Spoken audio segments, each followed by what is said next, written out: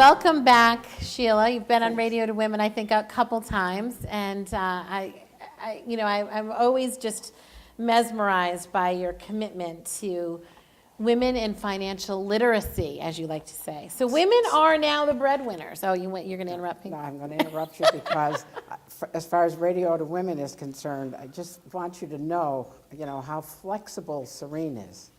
Because I'm driving to New York. I have a brother who's very ill, and I'm driving to New York, and all of a sudden I'm somewhere on the Taconic Parkway, and I remember I'm supposed to be on Serene's radio station that day. And so I'm at the hospice hospital in the Bronx, and Serene says, "No problem, Sheila, find a conference room, close the door, and we'll go on like you're right here in Great Barrington." Right, one of the things that many of you may not know if you don't watch the show Radio to Women, but it's a live show, and unedited. So if the guest, forgets that they're supposed to be on it, there's a whole hour to fill. So there's no turning back when you've committed to being on the show. So women are the primary breadwinners, as we heard, and they're certainly, we're outnumbering men in the workforce, our consumer buying power, and we have all this powerful money that we're holding in our hands. Do you feel that we're financially literate? No.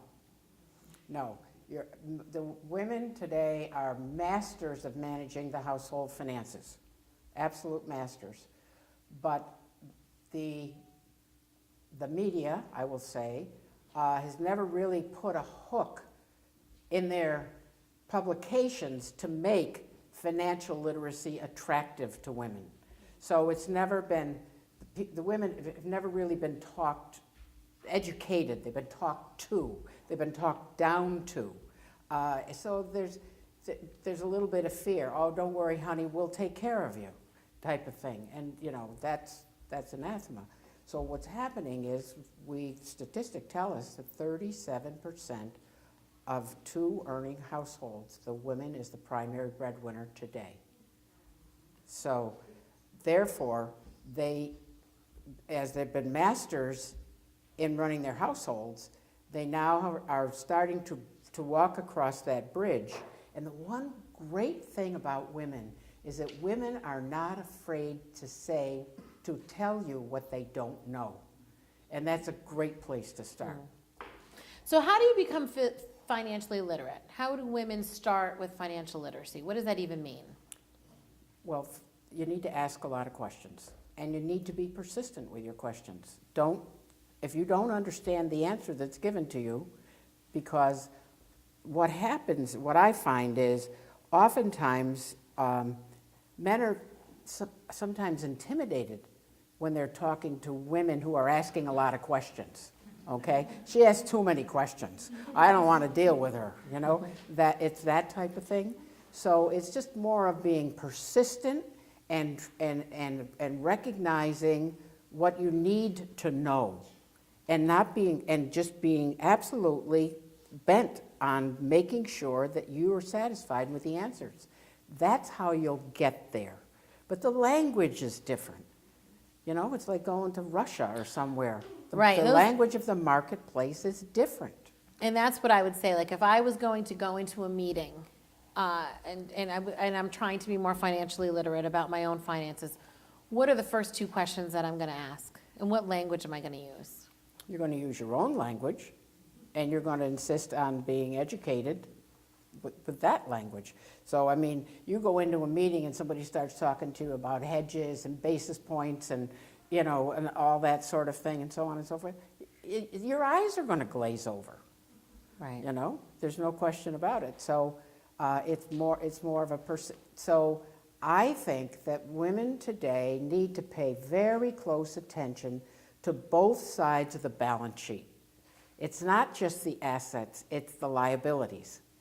And so I don't think people think about that when they're thinking in terms of investments. They go to someone and they say, "Okay, here's $100,000, invest it for me and make me some money."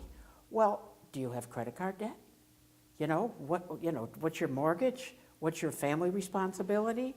What's all the other things that go on the other side of that $100,000? That's really financial literacy, is truly understanding both sides of the balance sheet. So we're on this fiscal cliff. All we keep hearing about is the fiscal cliff, the fiscal cliff. What is the relationship between interest rates, personal portfolio, and what's going on kind of, I guess, internationally and nationally? Mm-hmm. Well, we talk about bubbles, right? Right. We went through this tremendous housing bubble that crashed. I mean, every house in southern Berkshire County was worth $1 zillion in 2005, right? What was it worth in 2010? It probably dropped 25, maybe 30% in value. So interest rates you could buy 30-year treasuries 30 years ago for 16% and T-bills for 6 months for 12%. And so now you're getting less than 1/8 of 1%. If you have a 30-year bond, you're getting 3%.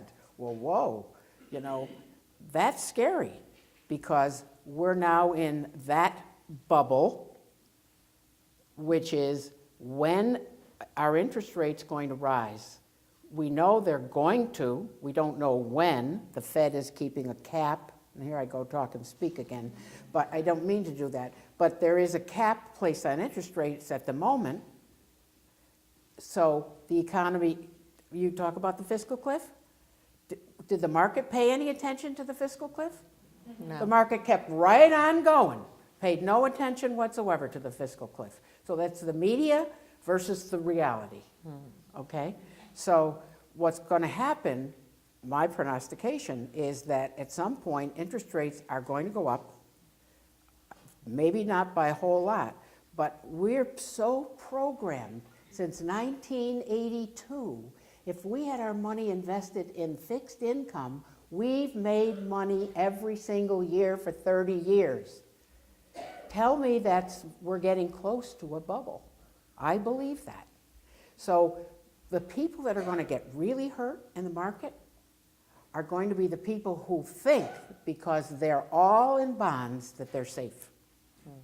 Right now, today, believe it or not, the safest place to be with your money is in the stock market. Now, who would ever say that? Right. So I'm getting to this now, thinking about and it sounds like, what is diversification going to look like? I mean, very different than it may look currently. What is it going to look like in 10 years, 15 years? Okay, well, diversification clearly is, today we live in a global environment. There's no question about it. I mean, look at the silent spring that happened, last year over in the Middle East, and, there's uprising, everybody's on Facebook and whatever, Twitter, and all of these things. So, the world has shrunk tremendously. So, there are times when so today you just don't invest in the United States of America. But you also have to pay attention. You can't just, blindly say, I'm going to do this, this, this, and this. Number one, you always should have a bunker of capital available no matter what crisis arises. 1987, the crisis only lasted maybe 3 months. 2000, the crisis lasted quite a while. 2008, 2009, we went from 2009, 2008, when we thought the world was going to end financially, the S&P was down to 6,000. Today it's at 15, 600. Today it's at 1,500. The Dow was down to 6,900. Now it's over 14,000. So, it's recovery, but we have to make sure we have something in a bunker that will allow us to sleep at night while we're living through some of these crises in finance. What percentage should be in that bunker? Well, it's a relative thing based on your lifestyle. Just like average. Well, You got me all nervous here. I feel like I have to build my bunker up. Wonder what percent should be in that bunker.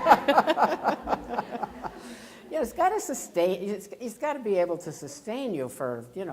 You have to say to yourself, what's coming over my transom every single month, no matter what? okay? And what do I need for emergencies? Because I can live on what's coming over the transom, but what do I need for emergencies? That's your bunker. Your bunker is, what's my emergency pool? And then, you know, if you had your bunker in 2008 and 2009, you never would have had to sell any of your securities that had plummeted. You would have been able to sustain that because you had that emergency supply. So can I say one thing that I want to tell the audience? Absolutely. Okay, one of the things when we talk about financial literacy, you need to, people need to understand the difference between debt and leverage. And I'm going to give you a really simple example. 2 or 3 years from now, I'm going to sell my house. My house needs a new roof.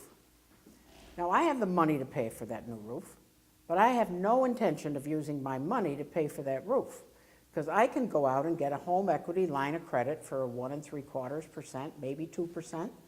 So the money that I would take from here and pay for the roof, I've lost the ability for that money to make money for me.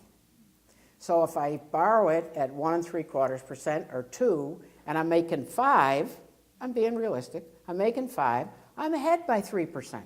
I sell the house, so the bank gets $25,000 and I keep the difference. What's the big deal? That's leverage, that's smart thinking.